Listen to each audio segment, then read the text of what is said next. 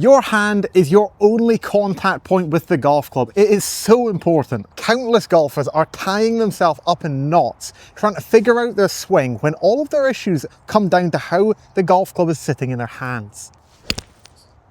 If you can get this piece right, you will honestly be on your way to striking the ball unbelievably better.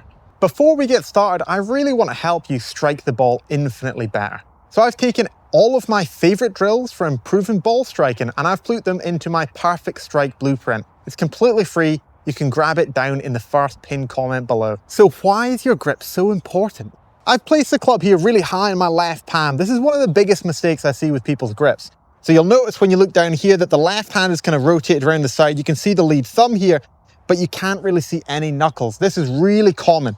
When you look at the butt end of the grip, you'll notice that it kind of sits almost into the forearm here, really high in the hand.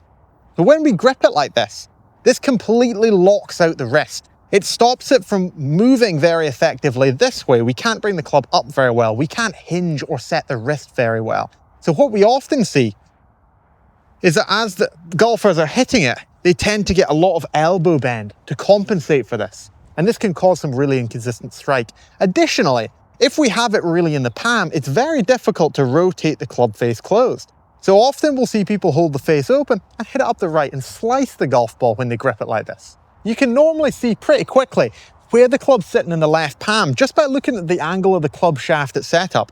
If someone's setting up to it and the club shaft is pointing very high, so above their belly button, kind of to their lower chest here, then typically it's sitting really high in the palm. Whereas if it's sitting a little bit lower down more in the fingers, notice how with this a little bit more appropriate grip, how the angle of the shaft here is completely changed. It's much lower now because it sits lower in the hand. So if you look from down the line and you see the club shaft sitting really high, it's probably quite a palmy grip. So we know why we don't want to do a palmy grip, but what should we actually be doing instead? Here's how we construct our grip.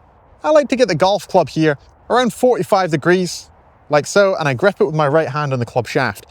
From here, I can position it in the fingers of the left hand really quite well. I'm going to take it here from the middle of the left forefinger to the base of the left pinky. So it's going to sit across the hand like so.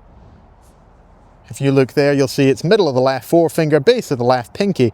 And then I can just wrap my hand round. And as I kind of soften my hand around it, you'll notice that the lifeline on the left hand just here just gently sits on the side of the grip here. Then I can let my left thumb wrap on top and we can see about 2.5, 3 knuckles. That's a pretty standard grip there. And we're positioning it much lower in the hand, so I can do this really quite easy. I can use the wrist to its full degree. I can rotate the club face closed and I can create quite a lot of speed in the wrist now. One of my favorite drills to actually check that your grip is quite appropriate is simply just after you get the left hand on with the left hand only, just practice moving the club up and around. See how much movement you've actually got in the wrist without moving the arm too much. Can you create a lot of range of motion in the wrist? If you find you can't, it's probably quite palmy. So this is my more palmy grip. It's quite hard for me to create loads of range of motion here. Very hard for me to do so. It feels like a lot of strain. Whereas if it's more in the fingers, suddenly I can create quite a lot of range of motion quite easily. And that means faster club head speeds. So set the golf club up in your right hand at 45 degrees. Make sure when you do this, the club face is nice and square. Then we place it across our left fingers from the middle of the left forefinger to the base of the pinky.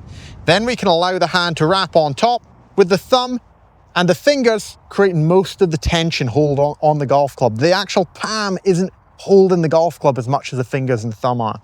Then we can just bring our right hand on to sit on top of it, literally just taking this left thumb here and we're sitting it just where the lifeline on the right hand is that goes into that left thumb. So that left thumb is sitting on top and then you can grip it however you'd like. I use an interlock grip, but you can use a Varden grip or you can use a baseball grip, whatever method you prefer, but that's how we can place the hands on quite effectively. A lot of people get really confident after they do this for a couple of shots and they think that they've got it with a grip. They'll hit a couple of shots, they've got the way to place the hands on it, and then they no longer bring the club up with their right hand and re-grip it. They always tend to then just rake another ball, hit it, rake, hit, and they're always gripping it down here. When you grip it and the club sits on the floor like this and we grip it down here, The club naturally sits higher in the hand. It's really easy to grip it palmy, whereas if we bring it up in the air, even if slightly, this helps it to sit much more in the fingers because it angles the club differently, sits in the bottom of the hand much more. So it's really helpful when we're working on improving our grip. On every shot, I would recommend bringing the club up in the air, gripping it in the left, then applying your right, and then you can hit a shot. This is a small piece, but very important and really easy to miss.